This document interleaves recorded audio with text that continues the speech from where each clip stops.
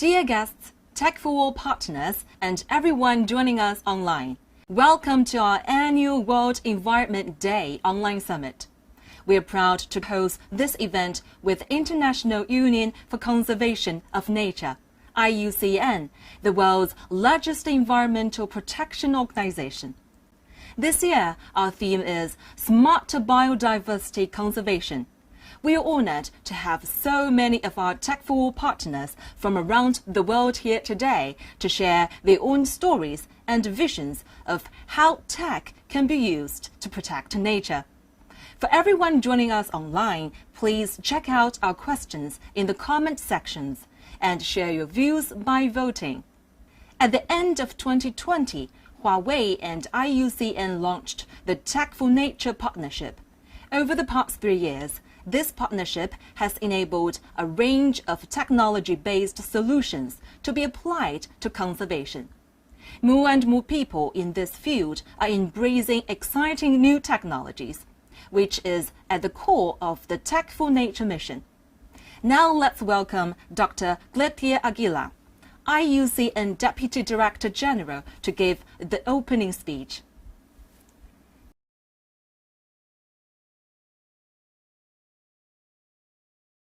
Daja, I am very pleased to speak to everyone here on World Environment Day. Today's topic of using technology for nature conservation is something I am very passionate about. That is why I am honored to deliver the opening remarks of this webinar. Technology is shooting ahead at a lightning speed. Anyone reading the news has seen how artificial intelligence is becoming smarter and more prevalent in our everyday lives. How there are more electric vehicles for people to use, and how our dreams of moving humanity to space are coming closer to reality. Technology is the way to the future, and while the nature conservation community already widely uses technology, we can go much farther. We at IUCN, the International Union for Conservation of Nature, know this, and we position technology as a tool to unlock many opportunities and investments for nature conservation. That is why IUCN is proud to partner with Huawei in the Tech for Nature project. Tech for Nature, which began in 2020, marks an important milestone with the information and communications technology industry. This partnership has married Huawei's technological powers in data sensing, analysis, and innovation together with IUCN's tools and safeguards, such as the Green List standard. Already, many protected and conserved areas worldwide have benefited. The project has given them tools that help them measure data and that help them evaluate how well they are conserving nature. One of the projects is in China, home of the Hainan gibbon, the world's rarest ape. Here, we use Huawei's technology to sift through more than 100,000 recordings of gibbons in the rainforest, and to use algorithms to automatically identify the individual animals who made these calls. Knowing which apes are in the forest and knowing when they were detected is a crucial step in protecting them. Thanks to Tech for Nature, we can do this so much quicker than before. This is just one positive example out of many more since 2020. So while the first phase of the Tech for Nature is closing this year, IUCN looks forward to long-term collaboration with Huawei as a tech leader to help achieve global goals, such as the target to conserve at least 30% of the Earth's land and water by 2030. Based on our experience, the 4 broad areas which we can move deeper into are sensing, connectivity, analysis, and decision-making. This can help people to safely and sustainably access and benefit from nature. This can empower local communities, and this can detect threats to wildlife. The possibilities are endless. However, it is true that it is not all good news. With the uptake of technology, there must also be more evaluation on the impact on wildlife and people. Monetary and technical barriers to accessing technology are also impacting specific groups such as women and developing societies. Therefore, there is a need for transparency and inclusivity. Leaders must be responsible in assessing who will win or lose most from the use of technology and carry out measures to ensure equity. Only then can we ensure that these cutting-edge solutions will be sustainable in the long run. For example, we already use the IUCN Green List standard with the Tech for Nature project to safeguard the rights of local communities, and we are very thankful to Huawei for being a leader in showing how these new tools can be responsibly used in nature conservation. As the world continues zooming towards the future, I am optimistic that with strong partners like Huawei, innovative digital technology will play an even larger and even more trusted role in nature conservation. Once more, let me wish you a happy World Environment Day. Thank you. 谢谢大家. Thank you, Dr. Aguilar. The way the IUCN is positioning digital technology in nature protection is truly inspiring. Technology has been identified as one of the key enablers of nature conservation in IUCN's Nature 2030 strategy. We are looking forward to more partners joining Tech for Nature initiative in the future. As a leading global provider of ICT infrastructure and smart devices, Huawei believes we should harness technology for a better planet. Science and technology can be powerful enablers of environmental protection, a goal that we want to achieve by working with more partners. Now please welcome to the stage Mr. Taojing Wen, Huawei board member and chairman of the Corporate Sustainable Development Committee. 女士们、先生们，尊敬的 Grazio 阿圭拉博士 Tech for All 的伙伴们，大家好！很高兴在2023年世界环境日之际，与大家再次相遇在华为和 IUCN 联合举办的 Tech for Nature 在线峰会。今天我想和大家分享的主题是数字技术如何助力更智慧的环境保护。世界经济论坛发布的新自然经济报告指出，当前全球一半以上的 GDP大概是44万亿美元，依赖于大自然以及它所提供的服务。但是气候变化、生物多样性丧失威胁着人类的生存和可持续发展，是我们未来10年所面临的 top 风险。去年底，联合国通过了具有里程碑意义的昆明蒙特利尔全球生物多样性框架，要求各国各方都积极行动起来，扭转自然环境恶化的趋势。在应对全球环境挑战的过程中，从感知到分析再到管理，数字技术能发挥积极的赋能作用，提升环境保护的工作的效率，评估和改善其效果，从而推动自然向好。首先，从高山到大海，从水土气温到成千上万种动植物分布，自然保护行业场景复杂，数据来源多样化，需要更丰富的传感器去了解自然环境的变化。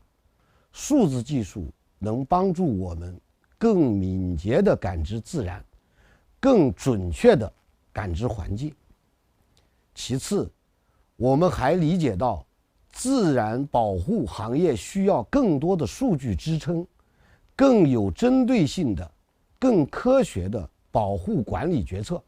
以云 AI 为代表的数字技术的发展，大幅提升了数据处理的速度和分析的效率。用更智慧的分析支撑更科学的保护决策。在这个基础上，政府、保护区、环保组织、企业、公众等各方都可以采取更多、更有效的保护行动。我们也很荣幸与 IUCN 共同发起了 Tech for Nature 的倡议，并进行了初步的探索和积极的实践。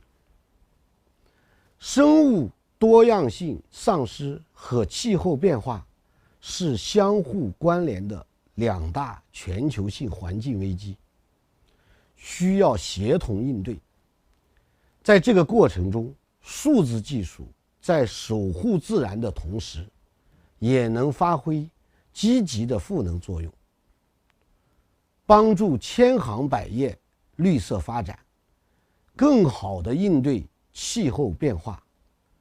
在清洁能源方面，华为数字能源用比特管理瓦特，去年共助力全球客户累计生产了2122亿度绿电，相当于减少了1亿吨的二氧化碳排放。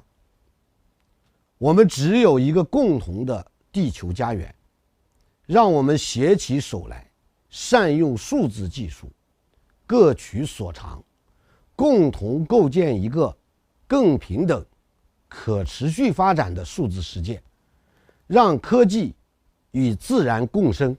谢谢大家。Thank you, Mr. Tao, for your insights. Digital technology is helping us better understand and protect nature. So what are the biggest threats and challenges nature conservationists are currently tackling? Mr. Zhang Yan, head of IUCN China, is here to share some of his thoughts on this. Let's please welcome Mr. Zhang Yan. Good morning, good evening, good afternoon, ladies and gentlemen, fellow colleagues across the world. Today it is my pleasure to introduce and share with you some of the latest development and progress in terms of how smart protected areas can help us address challenges.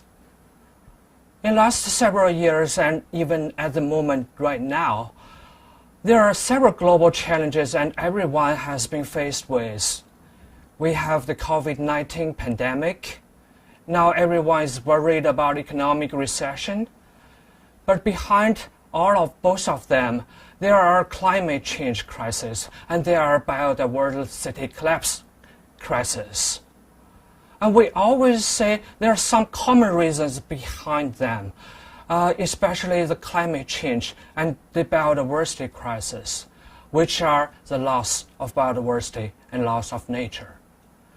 There are several major reasons and several major facts leading to the loss of biodiversity. According to the 2020 Global Assessment of IPBES, 5 of those threats are threatening the world biodiversity and nature. And they are the unsustainable land and sea use, the demand for materials, the pollution, the invasive species, as well as climate itself. And those are the 5 factors account for the loss of biodiversity, the loss of habitat, the degradation of ecosystems, and the threatening to species. How do we respond to those challenges? How do we address them? Often, protected areas is the most effective and most direct solution. Last year, over the COP15 of Conventional Biological Diversity, the Kunming-Montreal Global Biodiversity Framework set out a target for the world, which is by 2030, the world needs to conserve and protect 30% of land and seas. So far, we are making good progress towards that, but we already protect over 17% and 8% of land and seas respective. But still, there is a big gap and there is a long way to go. But we need to go towards that direction. one of the reasons is that PAs can definitely help conserve and protect biodiversity.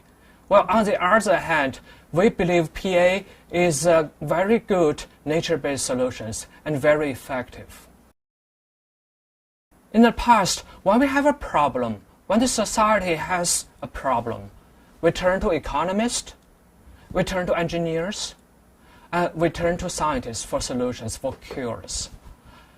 But now, gradually, we understand nature itself is able to provide solutions. These, what we call them, the nature-based solutions. Last year, IUCN released the first publication across the world, which is on the PAs, protected areas, and the nature-based solutions. And there are great evidence and examples across the world of how the protected areas can help us to address our water security through protecting the source water and help with the water purification, etc. And the PAs are helping with food security as well, not just as to provide the raw materials, but to help conserve the gene pools. The PAs can definitely help us cope with climate change, cope with disasters, and those are all the solutions that protected areas can offer to us. Now, how do we make sure that a PA is successful? Of course, there are measures to monitor a PA network is effective. But individual PAs, how do we make sure they are successful and they are effective?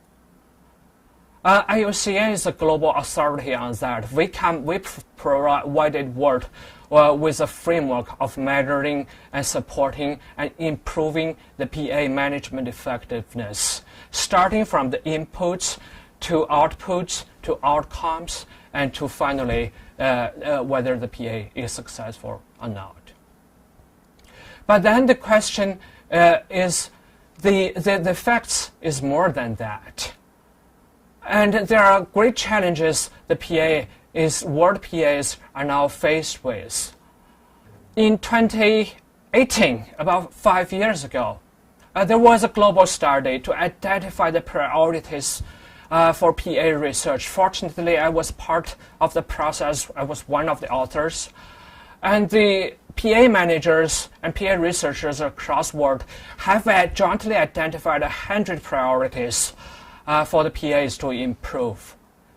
Those including the governance of the PAs, the management of the PAs, ecological aspects of them, as well as the social aspects of them. And different stakeholder groups have different focuses on those priorities. The managers are concerned with biodiversity and species, while the researchers are more interested in some of broader topics, governance, climate change, etc., etc. And just respond to all those priorities and come up with a definition, with a framework of how to guide PAs towards effectiveness and sustainability. Then IUCN has launched the IUCN Green List for protected and conserved areas, which we believe a successful and effective PA should have good governance, should have sound design and planning. On the other hand, it has to achieve effective management as well as conservation outcomes in terms of biodiversity, ecosystems, as well as social aspects. Then how could we make a PAs more efficiently effective? We know some of the work costs money, costs labor, costs time, but how to make the PAs more efficiently effective? Now we have technologies. Luckily, across the world, many of the PAs have entered this new information age, and we categorize those development into 3 stages. At the first stage, a lot of PAs digitize their baseline information, their critical documents, their geographical spatial information into a database, which we can refer and turn to when they need those baseline information. On the second stage, many of the PAs are developing information systems. They put together all the baseline information, as well as those monitoring and management information to support management planning, implementation, and even office automation of the protected areas. But that's not enough. We are still developing. And the last stage, or the third stage, which is about a smart, we'd call them a smart PA. In a smart PA, it's not just the database, not just information systems, but various new digital technologies, new ICT technologies are used. The big data, the AI, the Internet of Things, etc. And we believe those technologies can be used also on various aspects of protected areas. On governance, we believe technologies can help make the decision-making more transparent as well as participatory. Under planning and design, we believe the technologies can provide stronger reference and better evidence and database to make sure that PA's planning, design, zoning are better, are smart. And also effective management, we believe the ICT and digital technologies can help improve the management, can help make management easier, and help with monitoring, and help with threat management, etc. Of course, conservation outcomes of PAs can be better measured and can be better communicated by new technologies. Lastly, the protected areas are consisting of different stakeholder groups. It's not just the PA managers, it's also about the communities living in them. It's about some of the business and companies having some reliance on the PAs. It's about the government, research, public, as well as the civil society. And there are all sorts of new technologies available: AI, sensors, computing networks, Internet of Things, big data, cloud, etc., etc. Now, how do we make all those technologies with the needs of the PA stakeholders? That has been explored to a great extent in the white paper, and that will be further elaborated in the presentation by my fellow colleague from Huawei. Thank you for your speech, Mr. Zhang. Now, what can the tech industry do to address these pressing challenges? Mr. Peng Song, Senior Vice President of Huawei, President of ICT Strategy and Marketing, is here to give us his take on this. Ladies and gentlemen, Tech for All partners, welcome to the World Environmental Day Online Summit. Thanks Mr. Zhang Yan from IUCN for his sharing. As he mentioned earlier, digital technology can help promote the effective management of protected areas. As the world-leading technology company, Huawei has been actively exploring how digital technology can be applied to better protect nature. Since 2019, Huawei has worked alongside over 30 global partners, including IUCN, to apply digital technologies to achieve effective conservation outcomes in 46 protected areas worldwide. From tropical rainforests in China's Hainan, home to many gibbons, to wetland oases in Italy, and coral reefs off the east coast of Mauritius. So, how does technology support smart nature conservation? Let's look at the salmon conservation project in Norway as an example. Salmon is a mainstay of Norway's economy and a symbol of local culture. However, since the 1980s, wild salmon populations have dropped by half due to the massive influx of an invasive species in Norway's rivers, the humpback salmon, which competes with the native fish for food, resources, and breeding space.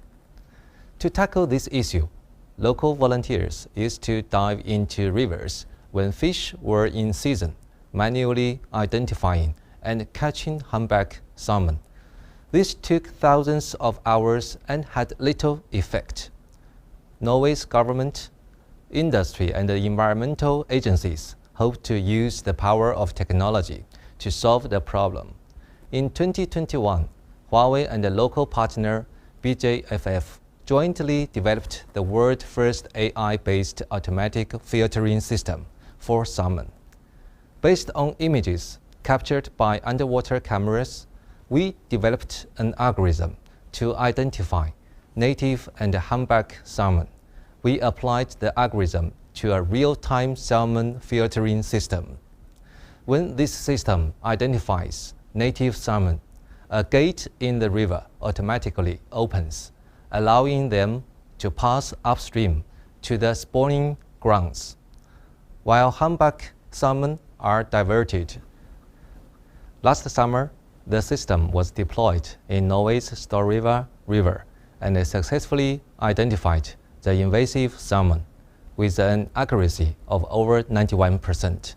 Through this pilot, we verified the feasibility of using digital technology to combat invasive species.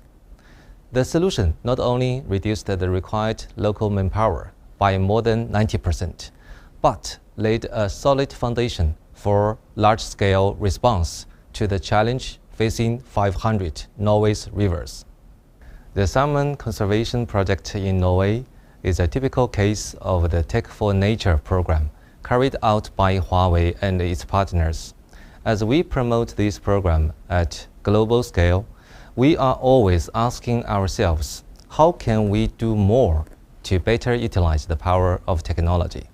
Knowledge sharing capability building help to accelerate digital transformation of nature conservation industry, and finally, improve conservation achievements are our original intention. Based on our project practices, we jointly developed the Smart Protected Area Whitepaper with IUCN China and the Chinese Academy of Forest. Hope to share the exploration of applying technology to protected areas in China with global partners. The white paper consists of 4 parts. It first presents insights into the development of smart protected areas, including challenges related to ecological sensing, network connectivity, and data analysis methods. Then it outlines a blueprint and a solution architecture for smart protected areas based on the latest development in digital technology. Finally, it proposes recommendations for building smart protected areas ecosystems. The blueprint for smart protected areas is the core part of the white paper. This blueprint covers 1 target, 7 scenarios, 4 key capabilities, and 3 kinds of technical methods. The 1 target is to realize the effective conservation of protected area and the sustainable management of natural resources. Based on this target, we have identified 7 major scenarios, including ecological protection and the restoration, resource management, and the scientific research, and so on. In these identified scenarios, 4 key capabilities need to be implemented, which includes comprehensive multi-dimensional ecological sensing, integrated multi-network communications that can adapt to complex terrain, intelligent analysis that can process massive amounts of data from multiple sources, and the capability to apply analysis results to the operations and the management of protected areas. We believe that 3 kinds of technical methods can meet the requirements of smart protected areas. They are integrated air-space ground monitoring systems, stable, reliable, and continuous network coverage, and the intelligent analysis based on cloud, big data, and AI. We sincerely hope that the blueprint and the solution proposed in this white paper will provide strong technical support for the construction of smart protected areas worldwide. We understand, however, that the complexity of ecosystems and the richness of biodiversity make the construction of smart protected areas impossible to achieve overnight. By releasing this white paper today, we aim to share the practices and experiences of Huawei and partners with more governments, protected area management agencies, environmental protection organizations, nature conservation professionals, and researchers. We hope the white paper will promote the digitalization of the nature conservation industry and extend the benefits of digital technology into more projects and more protected areas. Let's leverage our own strengths and work together to build a robust ecosystem of smart protected areas. The Earth is our only home, so let's work together to protect our home. Thank you. Thank you, Mr. Peng. Now, ladies and gentlemen, please welcome back IUCN's Mr. Zhang Yan and Huawei's Mr. Peng Song, who are jointly releasing the Smart Protected Areas White Paper.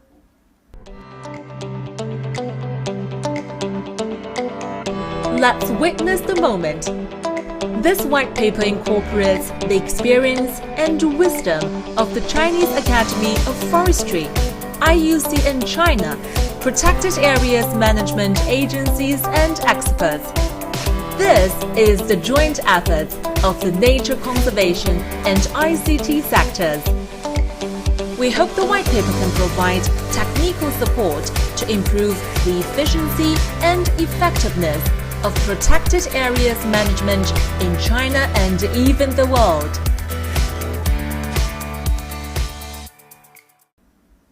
Thank you and congratulations, gentlemen. The Tech for Nature initiative has selected 5 countries in which to implement pilot projects. One of these is a Jaguar conservation project in Mexico's Yucatan Peninsula. First, let's watch a video from this project.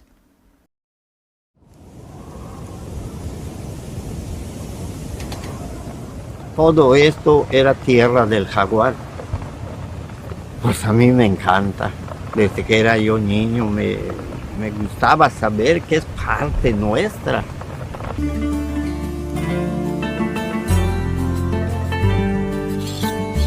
El ser humano es el principal depredador que existe.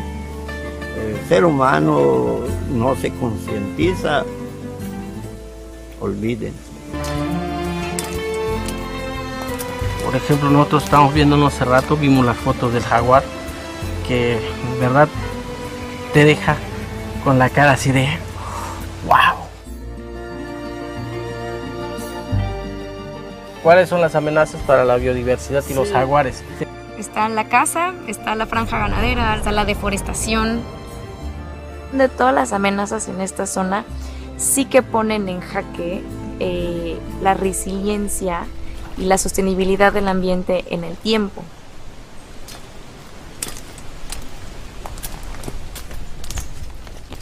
Aquí es la primera cámara del sistema que tenemos acá. Tiene 219 videos. Instalamos cámaras, instalamos audio mods, se dejan sin que nadie entre para no perturbar la zona. 40 días después regresamos.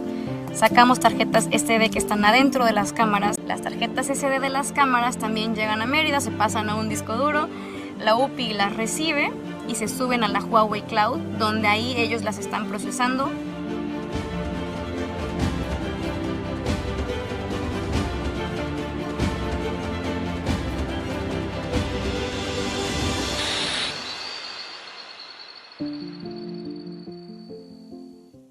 La gente no se entera que hay esos animales, no nos brindan la ayuda. Me gustaría que en 30, 50 años pueda seguir existiendo la selva que conocemos y que efectivamente tengamos estos santuarios en donde la vida sigue existiendo, sigue floreciendo, sigue evolucionando.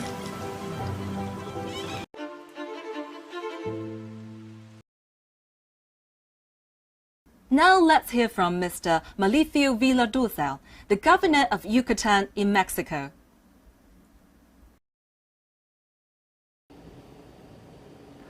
Hola, quiero darles la más cordial bienvenida. Como saben, Yucatán es un estado con una gran biodiversidad, repleto de maravillas naturales y especies únicas en el mundo. Sin embargo, somos conscientes de que no estamos exentos de los desafíos medioambientales globales ni de los estragos del cambio climático. Sus efectos están causando daños irreparables a los ecosistemas, por lo que la protección y el monitoreo de nuestra biodiversidad han adquirido una gran importancia. Afortunadamente, hemos encontrado en la tecnología una oportunidad para contribuir a nuestras acciones de conservación y de sustentabilidad.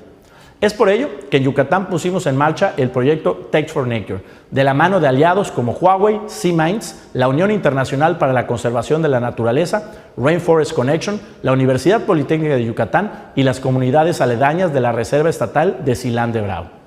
Gracias a la tecnología audiovisual, estamos monitoreando especies clave de la Reserva de Silán, lo cual nos ayuda a comprender el impacto del cambio climático en los ecosistemas. Me complace informarles que hemos concluido la primera etapa de este proyecto y nos enorgullece ser el primer estado en implementar esta iniciativa tanto en México como en toda Latinoamérica. Nuestra próxima meta es utilizar los datos recopilados en la nube y seguir trabajando con este sistema para aplicar la misma tecnología en al menos el 30% de las reservas estatales de Yucatán.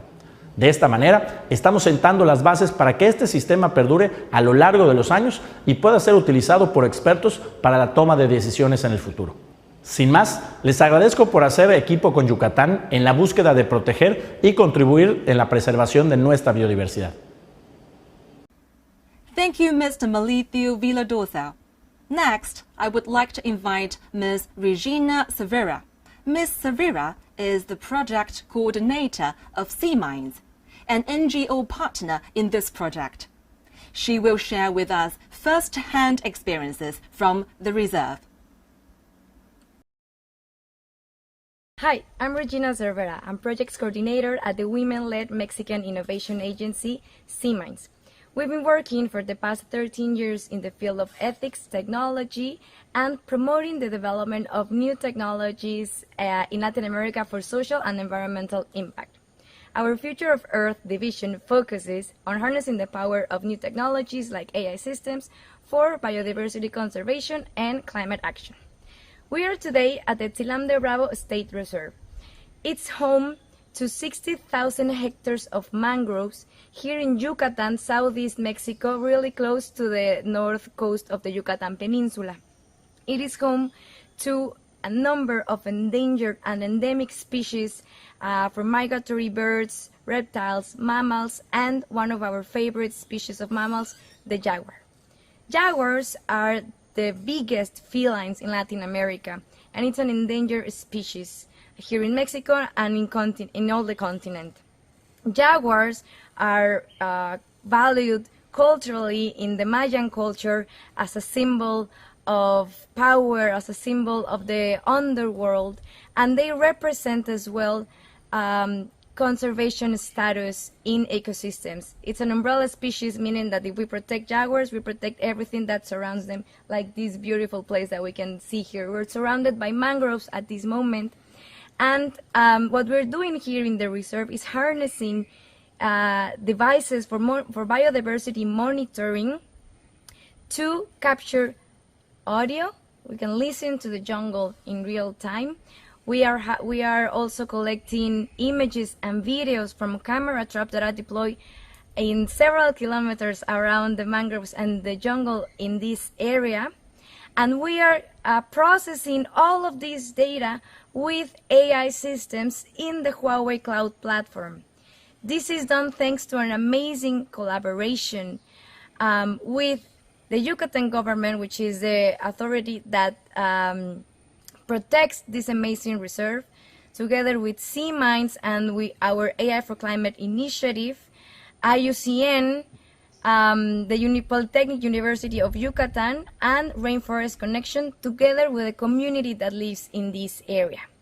With this alliance, we identified an opportunity to walk the talk about how to harness AI systems for biodiversity conservation and for effective decision-making to preserve priority species in the region. We've been working in this site for the past year, and at the moment we've collected over 30,000 images and videos and over 500,000 audio clips from wildlife in this area. And we need a lot of human power to process all this data, to analyze what we're gathering, and to make rapid decision making. So this is where we identify the opportunity to harness AI systems that are based on the Huawei cloud. At the moment, students and professors from the Polytechnic University of Yucatan receive all the data that we collect from the field. We come each month to gather data from the field, from all of our cameras, from all of our audio mods that collect images and sounds. They are processed in the Huawei Cloud platform and automatically labeled. So we can automatically detect jaguars, other species, and a lot of other images that are just vegetation and air moving the leaves that sometimes fill our SD cards. This is helping to make decisions for conservation at a fast-moving pace, faster than just people going through the data and spending sometimes even years of checking the data to get to the decision making. We are working on mechanisms to make parts of the reserve that are still private lands to be part of this nucleus area of conservation and generating benefits for the community while proving the value of AI systems as a tool to make to create faster solutions that are transparent, that are accountable for biodiversity conservation in the area. So here we have some of the biodiversity monitoring devices that we've installed all around the Tilam State Reserve. We have camera traps that activate and take videos and photos of when they detect movement and heat. And we have audio modes that detect sound. They are both configured to collect data from the environment. We use the cameras to monitor wildlife, and we use the audio modes to monitor general environmental health so that we can have a holistic understanding of what's going on in the reserve at species level and at ecosystem level. Based on all the data we've collected, we're now setting the basis for a statewide biodiversity monitoring AI system where we seek to protect at least 30% of our state reserves here in Yucatan and harness the power of AI systems to process all of our data to be able to identify automatically more species and to better understand, together with strategic collaborations, what's happening with Yucatan's biodiversity. And in that sense, we can provide information to advance global goals like the post-2020 Global Biodiversity Framework. So together with this incredible multi-sectorial alliance with SeaMines, the Yucatan government, Huawei, Polytechnic University of Yucatan, and Rainforest Connection, we are proving how AI systems can help us protect our valuable natural resources. Thank you, Ms. Severa, for your inspiring speech. I can almost imagine myself in the Yucatan mangrove forests now. I'm sure everyone was thrilled to see the images of the 5 new Jaguars captured by the infrared cameras. This is the power of science and technology. It enables us to see and hear about nature thousands of miles away. Next, we would like to invite Dr. Silvia Scottafava, Senior Advisor of Food and Agriculture from WWF Italy, to share her insights into how technology can listen to the sounds of biodiversity. Hi, I'm Silvia Scozzafava. I'm an ecologist, I'm an expert in landscape ecology and agroecology, and I work as a senior advisor with WWF on agricultural and food projects. The welfare of every living being is linked in a strict way to that of all the other animal and plant species with which we share this extraordinary planet. More and more people, businesses and institutions are becoming aware that nature is simply essential to our lives. In 2022, Italy inserted the conservation of natural environments into its constitution.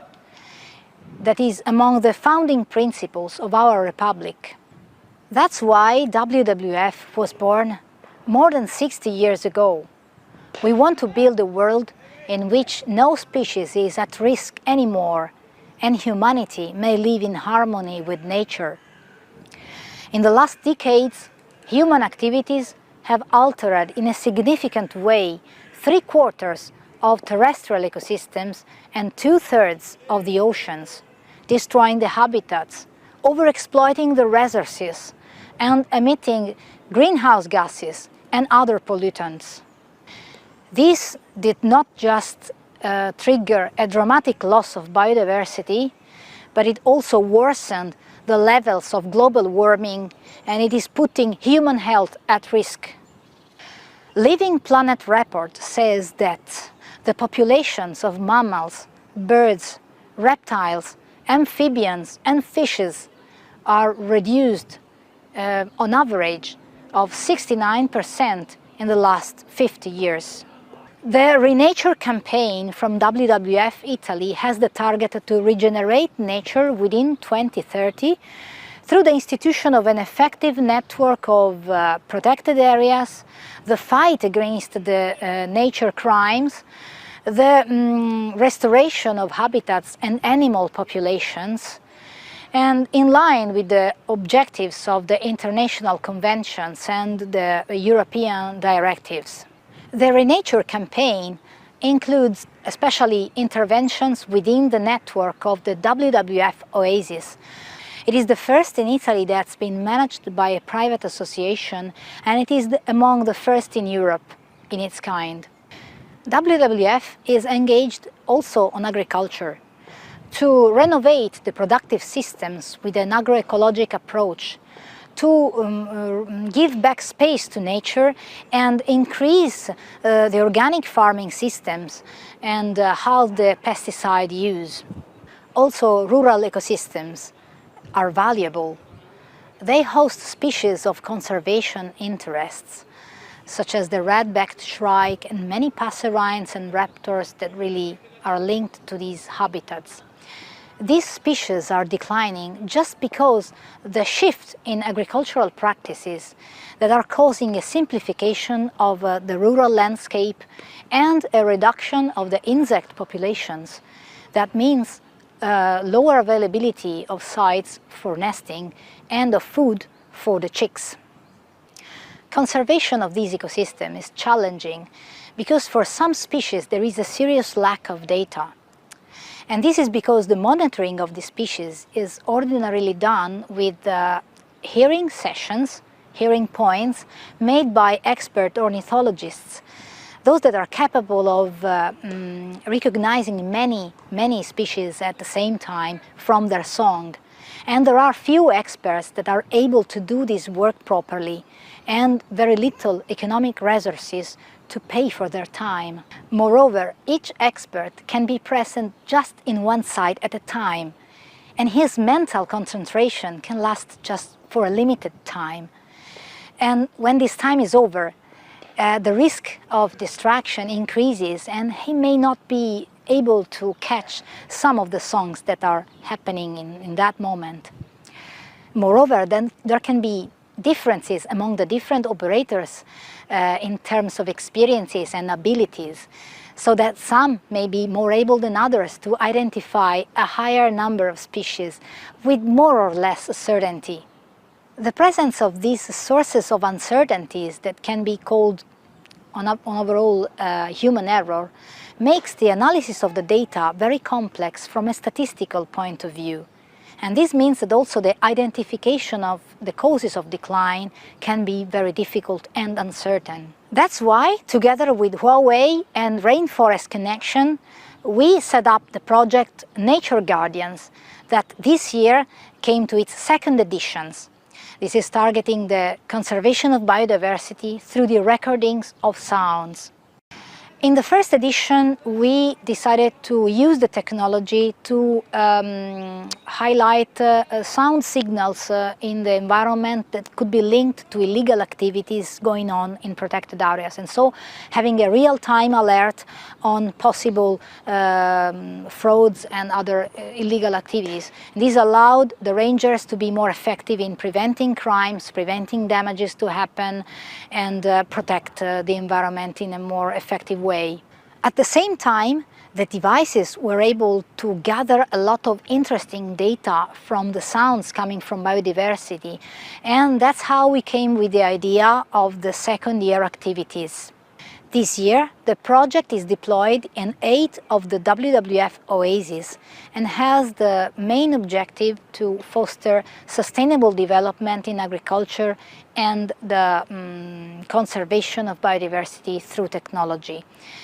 We are targeting especially rural environment, from arable crops in the plains to the apple orchards in the mountains, and even the orange orchards in Sicily.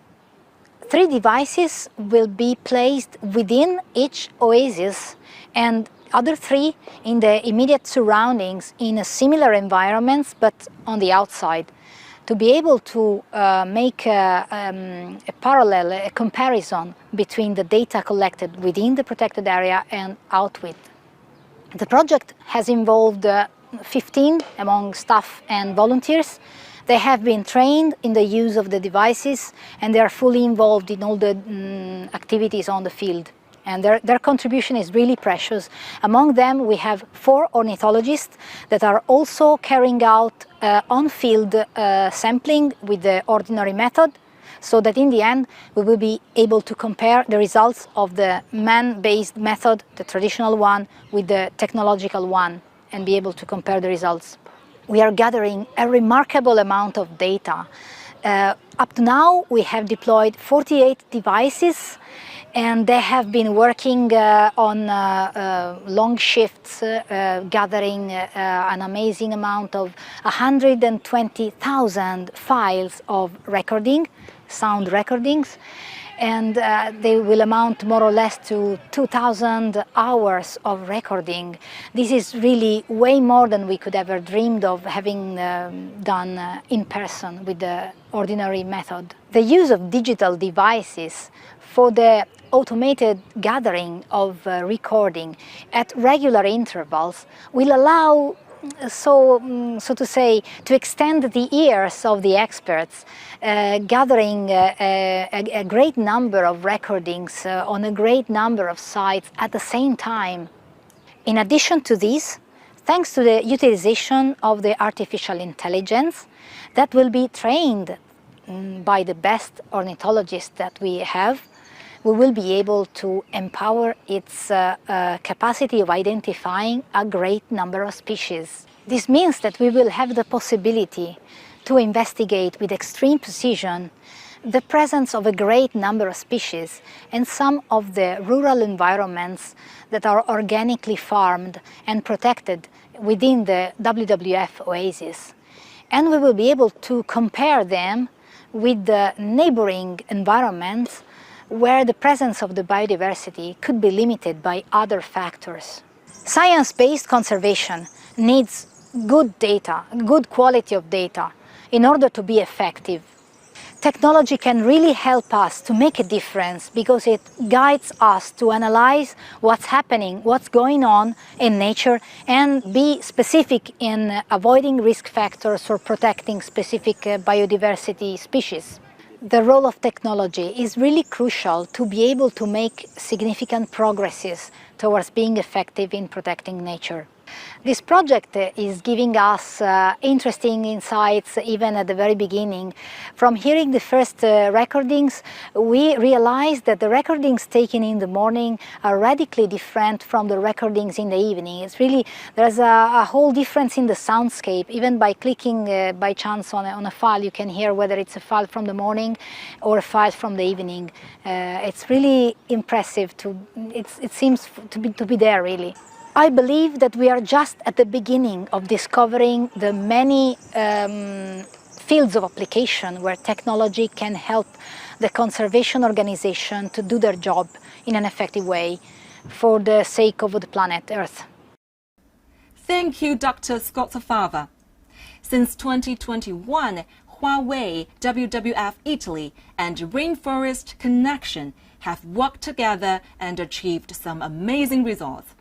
Starting with biodiversity monitoring in oasis sites, and more recently expanding to agriculture and biodiversity conservation. This partnership demonstrates the key role that technology can play in conservation efforts. Next, let's welcome Mr. Borham Yassin, CEO of Rainforest Connection, to share how Rainforest Connection are using AI for bioacoustic monitoring. Hi, my name is Borhan Yassin, and I have the privilege of serving as the CEO of Rainforest Connection. Today, I want to share with you the story of our organization, our mission, and the innovative technology we use to make a significant impact on global conservation efforts. Rainforest Connection is more than just an organization. We are a global community of scientists, conservationists, and technologists united by a common goal: to halt illegal logging and poaching, and to monitor biodiversity on a global scale. We've developed the world's largest ongoing collaborative ecosystem management project, which uses acoustic data to bridge the gap between science and conservation impact on the ground. Our online platform, Arbimon, is at the heart of our work. It's a powerful tool that harnesses the power of sound and artificial intelligence to enable comprehensive, large-scale assessments of biodiversity presence and ecosystem health. It provides ecological and conservation insights at both project and global levels, and has been a powerful tool for stakeholders to assess the progress and impacts of their actions on the environment and to take proactive measures towards effective conservation. Now, you may wonder, why focus on acoustic monitoring? Sound is an invaluable resource in monitoring ecosystem health. Each echo and resonance conveys a wealth of information about the wildlife and their interactions with the environment. It paints a comprehensive auditory portrait of our ecosystems, solidifying acoustics' role as an indispensable ally in our conservation efforts. This is also where artificial intelligence comes into play. By utilizing machine learning algorithms, we are able to pinpoint specific sounds, deliver real-time notifications with audio streams, and spotlight significant trends and patterns over time. This cutting-edge approach paves the way for a scalable method of tracking species presence, identifying potential threats, and continually monitoring the impact of environmental disturbances on our precious ecosystems. Our impact to date has been significant. We have formalized partnerships in our initiative spanning 35 countries, and we're working directly on over 65 ongoing projects. Our approach is deeply collaborative, involving ecologists, foundations, governments, corporations, and most importantly, local communities. This cooperation extends the reach and impact of our technology and insights.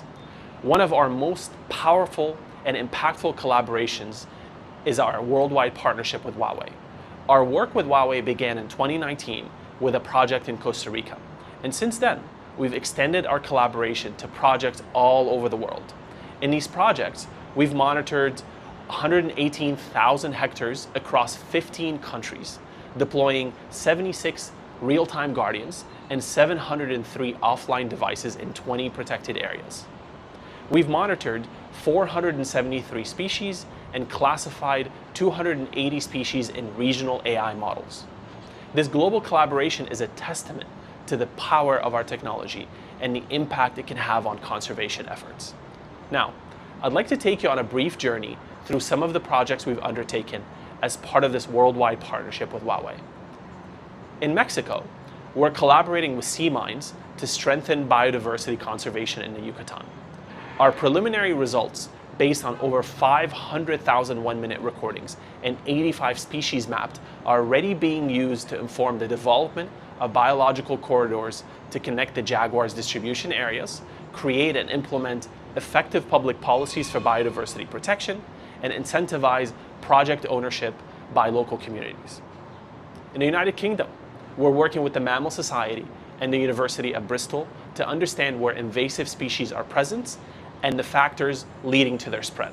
This is a critical component to global conservation where endemic species are being pushed out by invasive ones. The Mammal Society is currently using this data to target regions to create favorable habitats for red squirrels and develop trapping programs for gray squirrels. Another example is in Colombia. We've established partnerships with the Humboldt Institute and the Fundación Biodiversa Colombia, working closely with the federal government to develop national biodiversity targets that will guide federal investments. The project is currently in its sampling phase in the Magdalena Valley, and we are using the initial results to actively develop national biodiversity indicators. These indicators will help assess the effectiveness of protected areas, evaluate management practices, and identify critical areas that need to be conserved. But our work does not stop there. We are constantly innovating, constantly pushing the boundaries of what's possible. We are automating holistic ecosystem assessments and providing access to tools to support research and conservation. We intend to maintain free use of our Arbimon platform to the 4,500 scientists currently using it and any new users. Every day, our users are producing customized insights that automatically report key biodiversity and natural capital metrics. As we look into the next phase of Arbimon, the data and insight will serve two primary purposes. First, to generate global biodiversity patterns and trends, and second, to provide enhanced site-specific insight evaluations. From a site-specific standpoint, the insights will enable tracking of ecosystem health progress, assessment of the effects of human impacts, such as dams, mining, and agriculture, and even the evaluation of restoration effectiveness, and much, much more than that. As we look into the future, Rainforest Connection and Arbimon stand at the forefront of using technology for conservation. We believe that the future health of our planet's ecosystem can be brightened through the deployment of cutting-edge technology, the fostering of deep partnership, and efforts at an unprecedented scale. Our planet is undergoing rapid change due to the impacts from climate change and the sixth mass extinction. There's an urgent need for conservation and restoration efforts informed from data and insights about drivers of biodiversity loss across scales. However, we are limited due to the lack of information necessary to accurately understand the scope of biodiversity loss and ecosystem change to prioritize measures that counteract such impacts. This is where Rainforest Connection and Arbimon step in. We are here to fill that gap, to provide the necessary data and insights, and to drive effective conservation action. We are here to ensure that the symphony of our forests, the beautiful cacophony of life that they represent, is not silenced forever. We invite you to join us in this mission. Together, we can ensure healthier ecosystems to safeguard our future. Together, we can make a difference. Together, we can ensure that the voice of our planet, the voice of our natural world, is heard loud and clear. Thank you for your time, and thank you for joining us in this important mission. Through AI and deep learning, Arbimon can identify more than 20% of the world's birds. Isn't that amazing? Thank you, Rainforest Connection, and all the other conservationists out there. Speaking of birds, I want to next welcome Mr. Shan Kai to the stage. Mr. Shan is a senior engineer at the Ecology Monitoring Center of the Shandong Yellow River Delta National Nature Reserve Management Committee. The reserve, of course, is famous for its vast wetlands that are home to many rare birds, such as oriental white storks, red-crowned cranes, and swans. Huawei has worked with the Yellow River Nature Reserve to build an AI-powered biodiversity monitoring platform. Let's welcome Ms. Shan to share his story. 大家好，我是单凯，来自中国山东省东涌市。作为山东黄河三角洲国家级自然保护区的科研工作人员，我的主要工作是从事于湿地与鸟类的保护和研究工作。自然保护区位于黄河入海口处，黄河是世界上泥沙含量最高的河流。当黄河携带大量的泥沙在黄河入海口处沉积成露，世界上最年轻的湿地由此诞生。自然保护区正是以保护河口湿地生态系统和珍稀濒危鸟类为主体的湿地类型自然保护区。黄河口湿地生态原始，面积保存完整，是研究湿地生态系统发展演替的天然实验室，是保护生物多样性的天然基因库，在人与自然和谐发展、维护生态平衡等众多领域具有重要的意义。黄河口也是鸟类的天堂，在世界9条候鸟迁徙路线中，黄河口横跨东亚、澳大利西亚和环西太平洋2条，是候鸟重要的迁徙中转站、越冬地和繁殖地，被誉为鸟类的国际机场。鸟类作为生物多样性保护的重要组成部分，黄河口鸟类具有以下特点：一是鸟类的种类多，这里有鸟类373种，其中国家1级26种，2级65种，占中国重点保护鸟类的24%。二是数量大，黄河口的鸟类有600万只，其中有38种超过全球或鸟类迁徙路线1%数量标准，被列入国际重要湿地名录。三是珍稀鸟类丰富，世界上有15种鹤，亚洲有9种，而在自然保护区有7种，是世界上鹤类最为丰富的区域。东方白鹳的繁殖种群已接近200对，这是中国最大的繁殖地，被评为中国东方白鹳之乡。黑嘴鸥繁殖种群已超过1万只，是世界上3大黑嘴鸥繁殖地之一，被评为中国黑嘴鸥之乡。鉴于鹈鹕的迁徙种群也接近100只，是东亚最大的迁徙中转站。在世界7种天鹅中，大天鹅、小天鹅和疣鼻天鹅同时在这里迁徙越冬，也是世界上天鹅类最为丰富的区域。守护自然、维护生物多样性是我们的责任，也是我们的使命。近几年，我们运用互联网、大数据、物联网、遥感、雷达、无人机等信息技术，建设了天空地海一体化监测网络，实现了资源的生态感知，打造了全方位的保护区监管体系。2022年，华为 Take4 数字包容团队在自然保护区开展了生物多样性智慧监测试点工作，通过感知加 5G 加边缘 AI 加花问云技术，助力自然保护区进行物种智能识别、数据统计、智慧分析、实时监控，有效地提升了自然保护区的保护管理及智能化决策水平，为科研、监测、保护等各方面提供了创新的思路和方法。鸟类的迁徙跨越边界，将不同的国家、地区联合在一起，构成了人与自然和谐共生的生命共同体。鸟类是人类共同的财富，保护鸟类及其依赖的生存环境是我们人类共同的责任。科技守护自然，让我们意识到利用科技的力量，不但能减少人类活动对自然环境的影响，也将开创更多生态文明和生物多样性保护的可能。